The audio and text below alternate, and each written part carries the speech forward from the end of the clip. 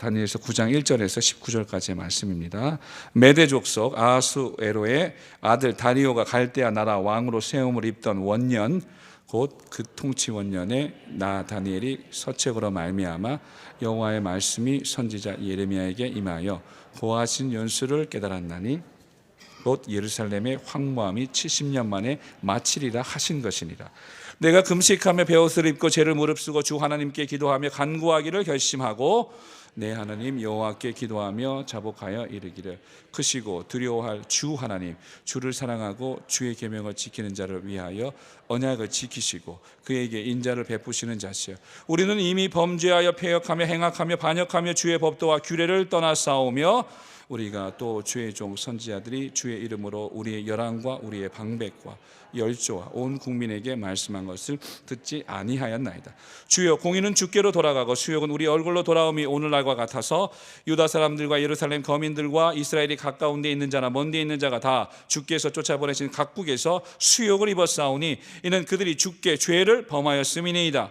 주여 수욕이 우리에게 돌아오고 우리의 열왕과 우리의 방백과 열조에게 돌아온 것은 우리가 주께 범죄하였음이니이다마는 주 우리 하나님께는 궁율과 사유하심이 있사오니 이는 우리가 주께 패역하였음이오며 우리 하나님 여호와의 목소리를 청종치 아니하며 여호와께서 그종 선지자들에게 부탁하여 우리 앞에 세우신 율법을 행치 아니하였음이니이다. 온 이스라엘이 주의 율법을 범하고 치우쳐가서 주의 목소리를 청종치 아니하였으므로 이 저주가 우리에게 내렸으되 곧 하나님의 종 모세의 율법 가운데 기록된 맹세대로 되었사오니 이는 우리가 주께 범죄하였음이니이다. 주께서 큰 재앙을 우리에게 내리사 우리와 및 우리를 재판하던 재판관을 쳐서 하신 말씀을 이루셨사오니 온 천하에 예루살렘에 임한 일 같은 것이 없나이다. 모세의 율법에 기록된 대로 이 모든 재앙이 이미 우리에게 임하였사오나 우리는 우리의 죄악을 떠나고 주의 진리를 깨닫도록 우리 하나님 여호와의 은총을 간구치 아니하였나이다. 이러므로 여호와께서 이 재앙을 간직하여 두셨다가 우리에게 임하게 하셨사오니 우리 하나님 여호와는 행하시는 모든 일이 공의로우시나 우리가 그 목소리를 청종치 아니하였음이니이다. 강한 손으로 주의 백성을 애굽 땅에서 인도하여 내시고 오늘과 같이 명성을 얻으신 우리 주 하나님이여 우리가 범죄하였고 악을 행하였나이다. 주여 내가 구하옵나니 주는 주의 공의를 쫓으사 주의 분노를 주의 성 예루살렘 주의 거룩한 산에서 떠나게 하옵소서. 이는 우리의 죄와 우리의 열주의 죄악을 인하여 예루살렘과 주의 백성이 사면에 있는 자에게 수욕을 받음이니이다. 그러하온즉 우리 하나님이여 지금 주의 종의 기도와 간구를 들으시고 주를 위하여 주의 얼굴빛을 주의 황폐한 성소에 비추시옵소서. 나의 하나님이여 귀를 기울여 들으시며 눈을 떠서 우리의 황폐된 상황과 주의 이름으로 일컫는 성을 보옵소서. 우리가 주의 앞에 간구하옵는 것은 우리의 의를 의지하는 것이 아니요 주의 큰 궁유를 의지하여 하오니 주여 들으소서. 주여 용서하소서. 주여 들으시고 행하소서. 지체치 마옵소서. 나의 하나님이여 주 자신을 위하여 하시옵소서. 이는 주의 성과 주의 백성이 주의 이름으로 일컫는 바 됨이니이다. 아멘. 할렐루야. 마지막 절 같이 읽어야 되는데 같이 제가 놓쳤네요. 이 본문을 여러 번 읽으면서 여러 가지 의문이 좀 들었어요. 여러분 다니엘은 굉장히 훌륭한 사람이잖아요. 기도의 사람이요 의로운 사람이요 하나님과 사람 앞에 많은 칭찬과 존경을 받은 사람이에요. 이방 민족, 이방 왕들에게조차도 또 인정받고 존중받았던 사람이에요. 성령의 사람이기도 하고요. 그런데 이 본문은 다니엘의 이제 기도의 내용인데, 뭐 읽으시는 것처럼 내용 전체가 다 하나님 앞에 회개하는 기도를 드리고 있어요. 몇 번 읽으면서 아니 이런 마음 있잖아요. 다니엘에게 무슨 죄가 있길래 이렇게 처절하게 가슴 통렬하게 이렇게 회개를 할까? 지금 이 시기가 언제냐면 여러분 1, 2, 3절 굉장히 중요한데요. 자 여기 1절에 보시면 메대 족속 아하수에로의 아들 다리오가 갈대아 나라 왕으로 세움을 입던 원년 BC 539년 정도로 이해하시면 좋겠습니다. 네. 이때가 어느 때냐면 왕조가 바뀌던 때예요. 우리 다니엘이라는 사람의 인생을 우리가 잠깐 들여다보면 어떤 사람이었습니까? 그가 10대 중후반의 나이에 바벨론으로 끌려갑니다. 왜 끌려갔습니까? 나라가 패망했기 때문에 끌려가게 됐습니다. 바벨론 느부갓네살 왕이 이제 완전히 예루살렘을 다 점령하고 또 회파하고, 그래서 그때 세 번에 걸친 이제 포로들을 데리고 가는데 첫 번째 1차 포로들을 데려갈 때 다니엘이 바벨론으로 끌려갔습니다. 그때가 10대 나이에요. 10대 중후반 정도의 나이면 어떻습니까? 굉장히 왕성하고, 식욕도 왕성하고, 꿈도 꾸고, 뭔가 철을 씹어 먹어도 다 먹을 수 있을 것 같은, 그래서 세상을 향해서 거침없는 도전장을 힘있게 이렇게 던질 수 있는 그런 나이의 시작이 이루어지는 그 시기예요. 그 시기에 나라를 다 빼앗겼어요. 어린 아이들로부터 장년에 이르기까지 나라를 빼앗긴 소름과 슬픔은 이루 말할 수 없었을 것입니다. 그런데 우리가 잘 아시는 것처럼 다니엘이 그 이방 나라에 끌려갔을 때, 그는 이방 나라에서 내가 어떻게 살고 말하고 행해야 할지를 다니엘서 1장 8절을 통하여서 말씀하고 있어요. 그 얘기는 뭐냐면 우리가 잘 아시는 것처럼 다니엘은 뜻을 정했다는 것이죠. 다니엘은 비록 그의 나라가 없어져 버리고 예루살렘 성전과 또 성벽이 다 회파되고 소화되어져 버리고 이제 나라가 없어졌어요. 이상해요. 하나님을 섬기는 나라인데, 여호와 신앙으로 충만했던 나라인데 하나님이 우리를 사랑하시지 않는 걸까요? 하나님이 우리를 버리신 걸까요? 많은 사람들은, 많은 이스라엘 백성들이 수없이 많은 고민과 번민과 갈등을 하겠죠. 다니엘도 그런 사람들 중에 어린 소년이었을지도 모릅니다. 그렇지만 중요한 것은 다니엘은 그 이방 나라로 끌려갈 그때에 이미 마음 가운데 뜻을 확정하고 결심하고 들어갔다는 사실이에요. 이방 민족 가운데 있을 때든지 이방 나라 한가운데 있을 때든지, 비록 그 이방 나라인 바벨론이 당대 세계를 제패했던, 패권을 장악하고 애굽조차도 다 물리쳐 버리고 이스라엘도 장악해 버리고 정말 세계 최고의 제국 아니었습니까? 그런데 다니엘은 확실히 그 마음의 뜻을 정했다는 거예요. 굉장히 중요한 것입니다.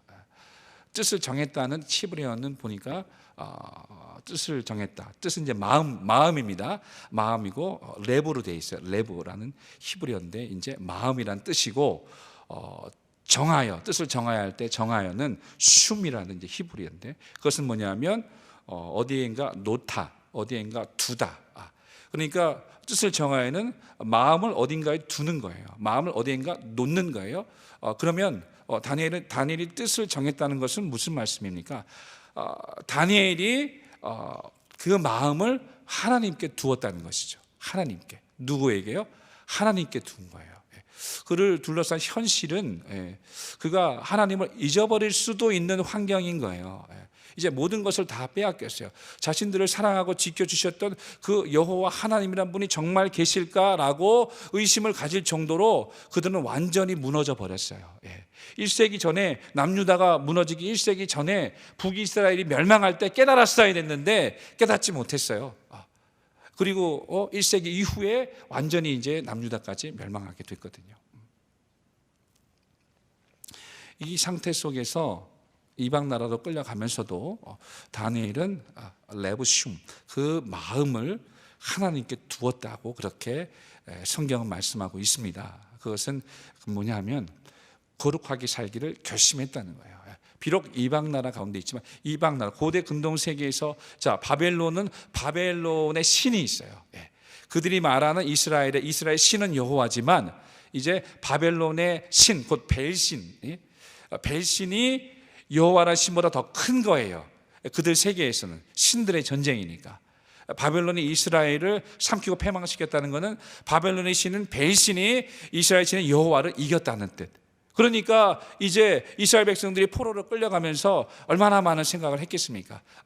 어떤 사람들은 이제 여호와 하나님이 우리를 버렸다라고 생각하는 사람들도 있었을 것이고, 또 어떤 사람들은 우리가 섬긴 여호와보다 배신이 더 큰 신인가 보다 하고 금방 또 이방문에 동화되고 물들어서 배신을 섬겨 살아갔던 그런 사람들도 있었을 거예요.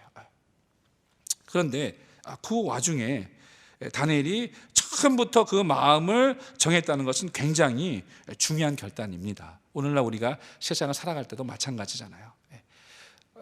직장 생활을 할 때도 마찬가지잖아요. 여러분, 많은 분들이 이제 맞벌이도 하고 직장 생활을 이제 하시잖아요.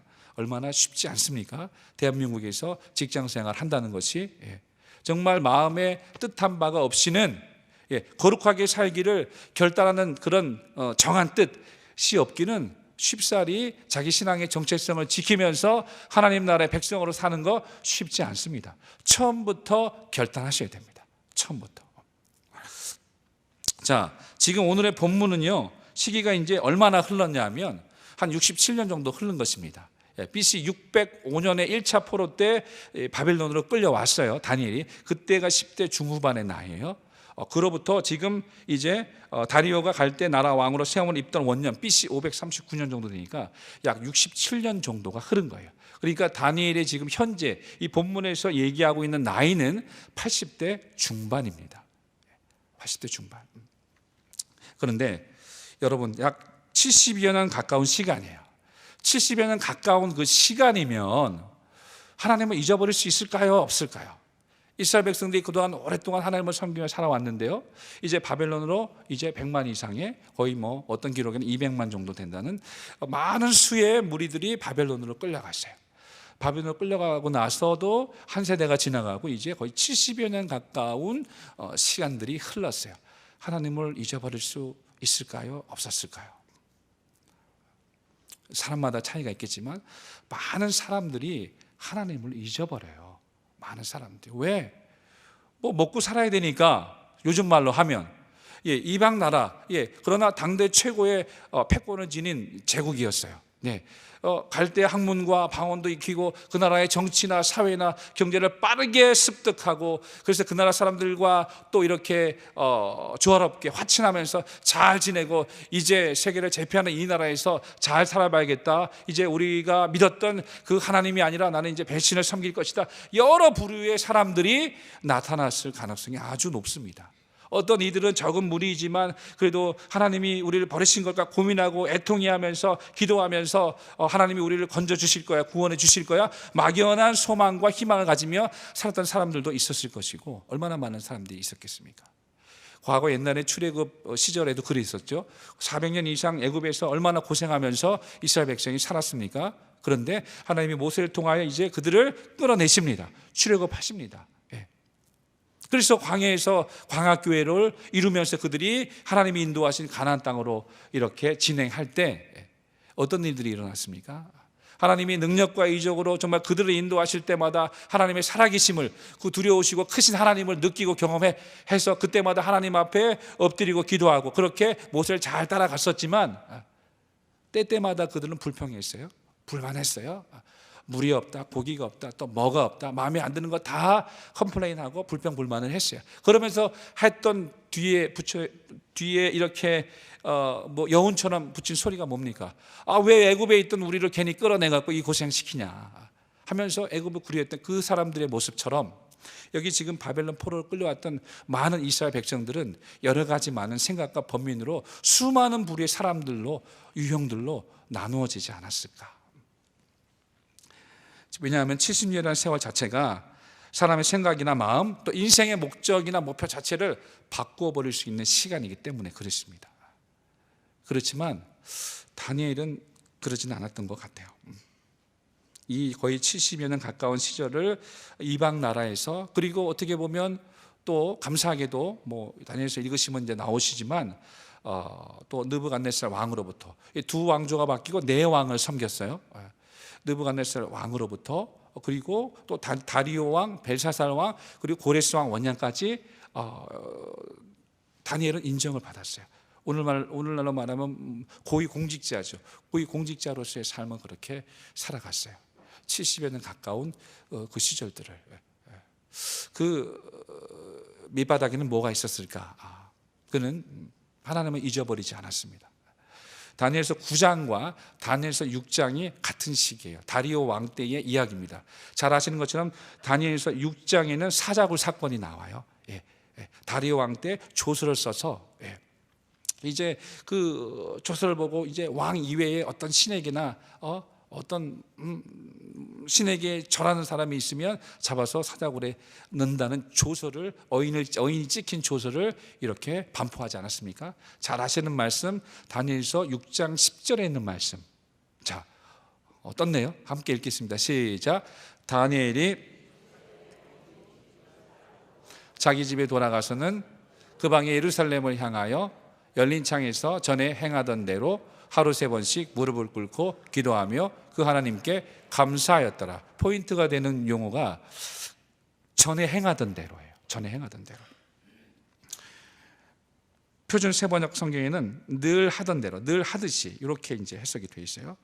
그러니까 70여 년의 세월들을 그가 지내면서도 그는 늘 하던 대로 하나님 앞에 지속적으로 기도하던 사람이었다는 거.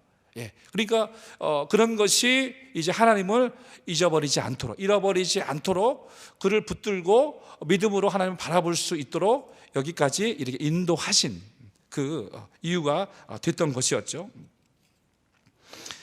이 메대 족속 다리오 왕이 초대 왕으로 세워졌던 때, 사실 고레스 왕이 자기 장인입니다. 다리오 왕이 외삼촌이자 이제 장인이었던 이제 다리오 왕을 잠깐 초대 왕으로 세우지만 2년 뒤에 죽고 고레스 왕이 실제 페르시아 이제 왕이 되게 됩니다. 그런데 보통 보시면 그렇잖아요. 왕조가 바뀌었어요. 오늘날로 말하면 나라가 바뀌고 정권이 바뀌는 거예요. 그러면 어떻습니까? 우리 사극들 이제 많이 좋아하실 것 같은데요. 저도 좋아합니다. 사극을 이렇게 보면 이렇게 나라가 바뀌어요. 왕이 바뀌어요. 그러면 막 피비린내 나는 어마어마한 궁중의 암투들이 벌어집니다. 왜냐하면 이제 왕조가 바뀐 거니까, 왕들이 바뀌어 버렸으니까. 그 이전에 있던 왕을 섬겼던 왕의 사람들은 이제 다 숙청을 하고 새로이 왕으로 뽑힌 사람들과 그를 쫓고 추종하는 사람들이 이제 왕권을 잡고 정권을 잡고 나라를 치리하고 경영하고. 그러니까 나라가 바뀐다는 것, 왕이 바뀐다는 것, 그 시기에 이 다니엘이 있었다는 것, 그것은 굉장히 어떤 폭풍 중에 막 폭풍이나 바람이 막 폭풍과 몰아치는 그런 이 정권의 어떤 정말 변화무쌍한 그 시기에 이 다니엘이 있었던 거거든요. 그런데 오늘 본문 보시면 2절에 뭐라고 나와 있습니까? 2절 말씀 함께 읽습니다. 시작. 곧 그 통치 원년에 나 다니엘이 서책으로 말미암아 여호와의 말씀이 선지자 예레미야에게 임하여 구하신 연수를 깨달았나니 곧 예루살렘의 황무함이 70년 만에 마치리라 하신 것이니라. 아멘. 왕조가 바뀌고 나라가 바뀌고 정말 나라가 어지러웠을 그때라고 이렇게 이해하시면 좋을 것 같아요. 그런데 그러한 상황 속에서 다니엘은 무엇을 하고 있습니까? 하나님의 말씀, 오늘날로 말하면 하나님의 말씀을 읽고 묵상하고 있어요.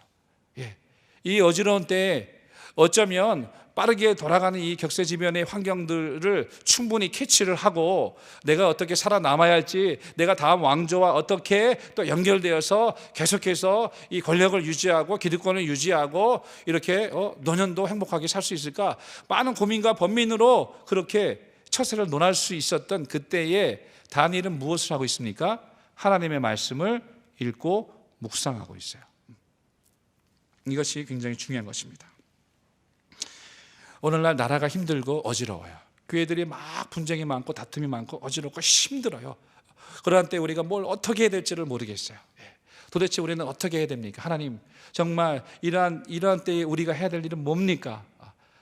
하나님의 말씀 앞에서 하나님의 말씀을 깊이 상고하고 묵상할 수 있는 저와 여러분들 되시기를 주의 이름으로 축원합니다. 할렐루야.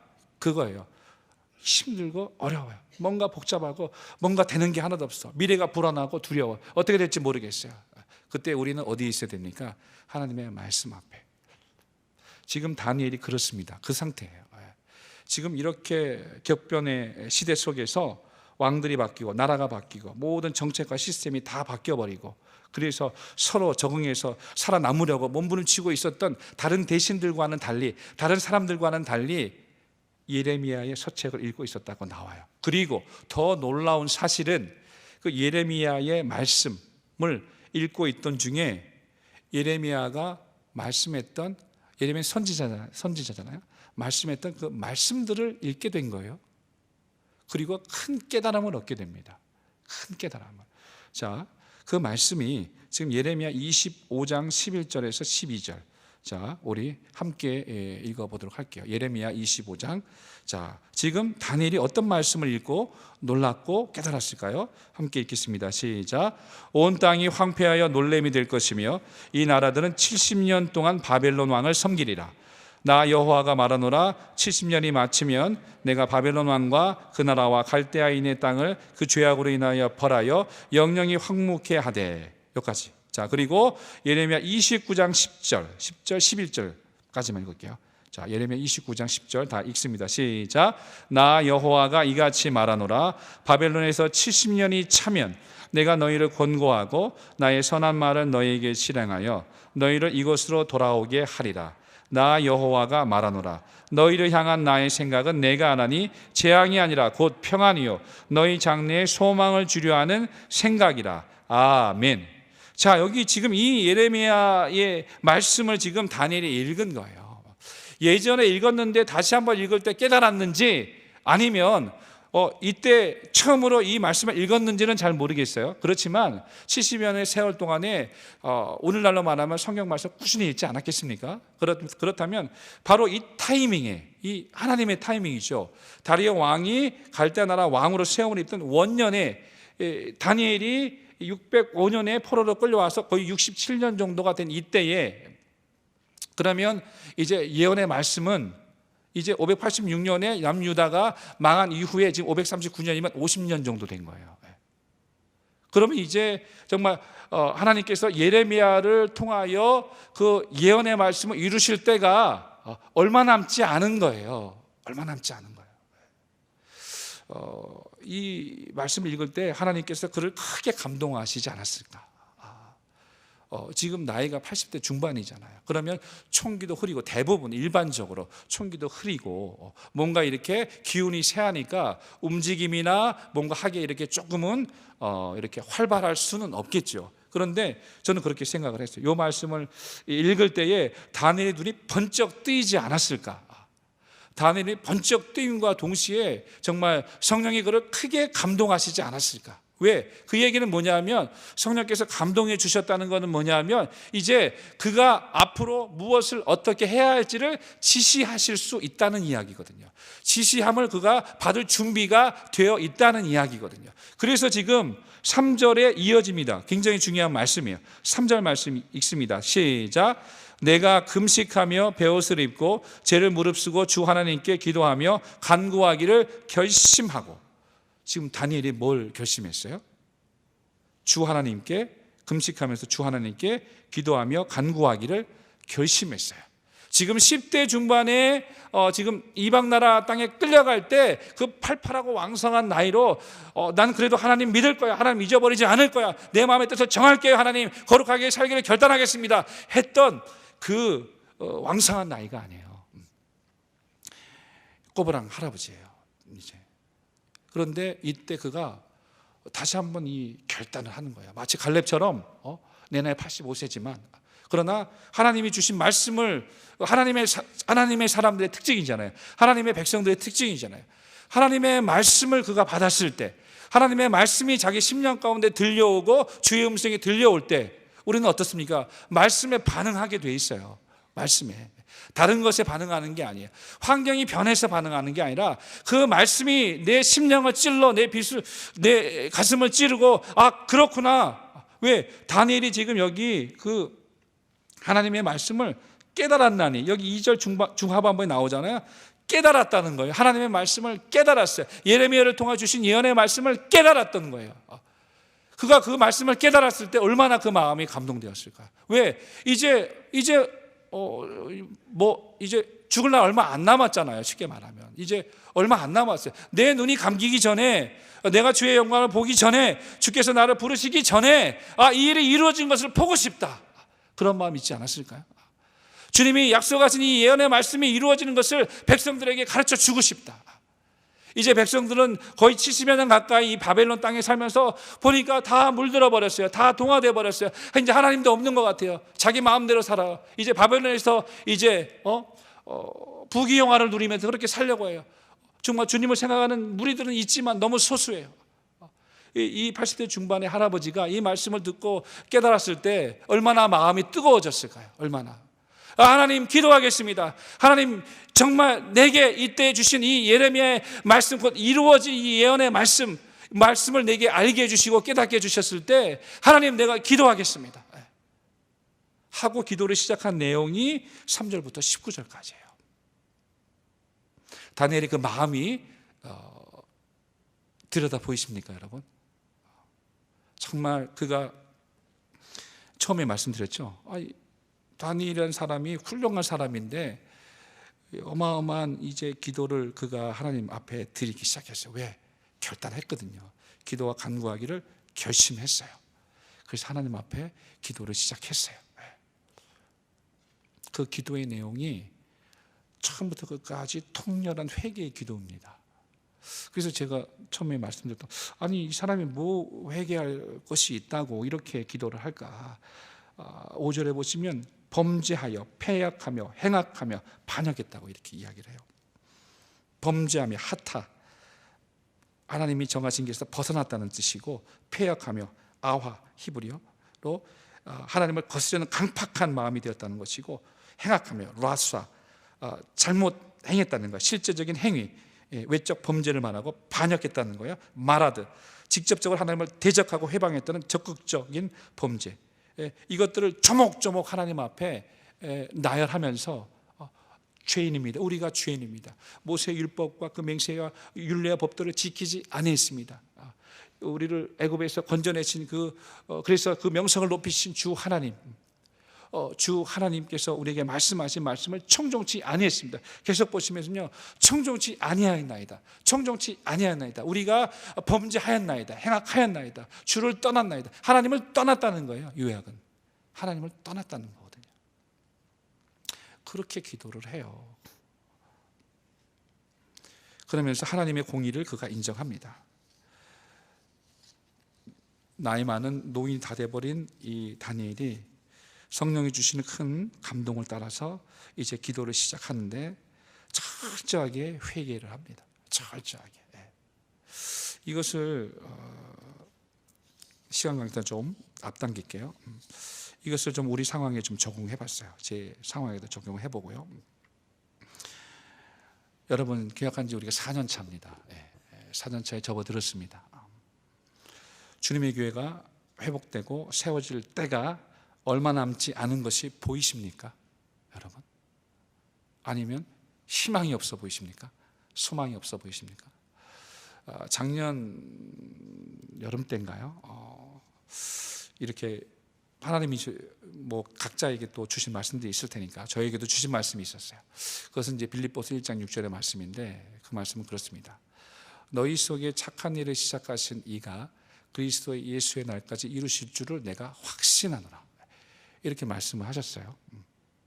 그렇죠. 우리가 그렇게 함께 나눴잖아요. 하나님이 시작하셨다고. 하나님이 시작하신 일, 하나님이 그리스도 예수의 날까지 우리 안에 착한 일을 시작하신 그분이 하나님의 때가 이르러 그 일을 완성해 주시고 이루어 주실 줄을 우리가 믿는 것입니다. 그리고 그때가 속히 임할 줄을 우리가 지금도 변함없이 믿는 것입니다. 사랑하는 여러분, 우리에게 주신 하나님의 말씀을 붙들고 이제 예수 그리스도의 교회, 몸된 교회가 바르게 세워지고 신학적인 성경교회, 우리 함께 기도하는 기도의 제목들 속에 정말 우리가 이 신약 시대에 예수 그리스도의 이름으로 세워질 올바른 교회, 정말 그 교회가 세워질 것들에 대해서 그때가 얼마 안 남은 줄을 정말 믿음으로 그리고 바라보고 소망하고, 그래서 인내하고, 그래서 2020년도도 그렇게 하나님의 때가 이제 얼마 남지 않은 줄로 우리가 믿습니다. 그러므로 하나님, 그 때가 속히 이루어지게 임하시고 역사해 주옵소서. 이렇게 기도하는 마음으로 우리가 나가고 있는지 돌아보기를 원하는 거예요. 정말로 저와 여러분 모두에게 이런 말씀으로 질문을 드리고 싶습니다. 여러분, 하나님이 기뻐하시는 교회를 세우고자 하는 마음이 진정 있습니까? 정말 있으신가요? 정말 하나님이 기뻐하시는 예수 그리스도의 교회, 그 교회가 이곳에 세워지기를 내 가슴 깊은 곳에서부터 주님이 각각에게 물으신다면, 정말 주님, 이곳에 주님이 기뻐하시는 주님의 교회가, 예수 그리스도가 우리의 머리요, 그분이 우리의 왕이요, 하나님이 기뻐하시는 건강한 개혁 교회가 이곳에 세워지기를 내 가슴 깊은 곳에서부터 진실된 마음으로 간절히 소원하고 원합니다. 주님, 그 마음이 있는지 없는지 다시 한번 저와 여러분 모두에게 묻고 싶습니다. 2020년을 힘있게 시작했지만 여기저기서 많은 힘든 이야기들이 들려와요. 많은 어려움들이 눈에 보이게 돼요. 개인적으로 그런 생각을 했어요. 우리가 외풍은 잘 단합해서 막았는데 이제 내적인 많은 어려움들이 이제 두 번째 단계라고 할까요? 이렇게 우리 앞에 보여지는구나. 이것도 우리가 극복해야 될 2단계구나. 이런 생각을 좀 했어요. 사랑하는 여러분, 교회가 힘들어하고 아파하는 것이 보입니까? 아니면 나는 상관없어, 그냥 주일날 예배만 잘 드리고 교회 잘 되면 좋지 뭐, 교회가 개혁되고 회복되면 좋지 뭐, 그때 뭐 열심히 잘하고 뭐 내가 같이 있어주는 것만으로도 뭐 큰 힘 되는 거 아니야? 이 정도의 생각으로 구경하고 관망하시고 계신 것입니까?